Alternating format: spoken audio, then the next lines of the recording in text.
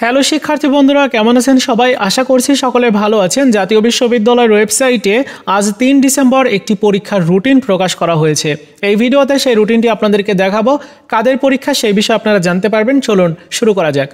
Website থেকে প্রথমে এই রুটিনটি ডাউনলোড করে নিব। আর এটা হচ্ছে ২০২২ সালের এলএলবি শেষ পর্ব পরীক্ষার রুটিন। পরীক্ষা আরম্ভ হবে সকাল ৮টা ৩০ মিনিট থেকে। আর পরীক্ষা শুরু হবে আগামী 10/১/২০২৫ তারিখ, মানে জানুয়ারির 10 তারিখ থেকে শুরু। শুক্রবারে পরীক্ষা হবে। বিষয়ের শিরোনাম এখানে দেওয়া আছে, বিষয় কোড দেওয়া আছে, পত্র দেওয়া আছে।